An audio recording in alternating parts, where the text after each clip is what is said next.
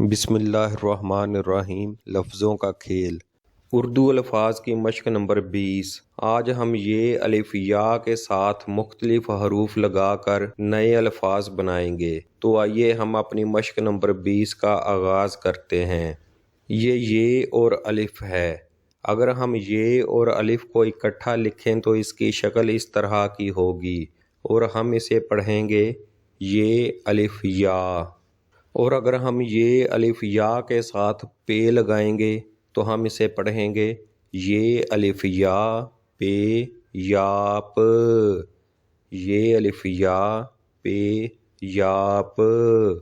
اور اگر ہم یہ الف یا کے ساتھ ٹے لگائیں گے تو ہم اسے پڑھیں گے یہ الف یا ٹے یا ٹ۔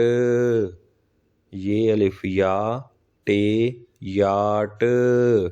اور اگر ہم یہ الف یا کے ساتھ دال لگائیں گے تو ہم اسے پڑھیں گے یہ الف یا دال یا د۔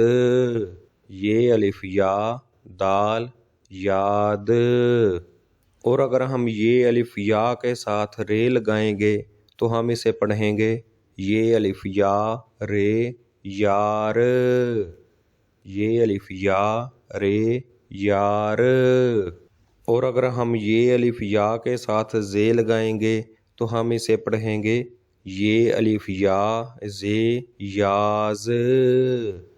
یہ الف یا زے یا ز۔ اور اگر ہم یہ الف یا کے ساتھ سین لگائیں گے تو ہم اسے پڑھیں گے یہ الف یا سین یا س۔ یہ الف یا سین یا س۔ اور اگر ہم یہ الف یا کے ساتھ کاف لگائیں گے تو ہم اسے پڑھیں گے یہ الف یا کاف یا ک۔ یہ الف یا کاف یا ک۔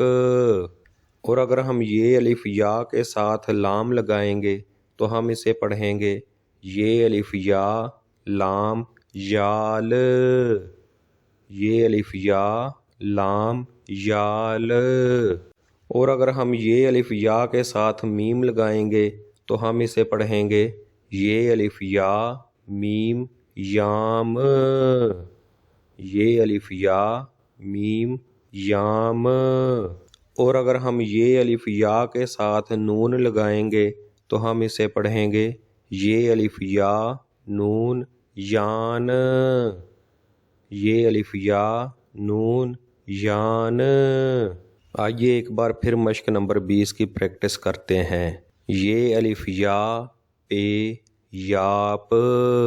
یہ الف یا ٹے یا ٹ۔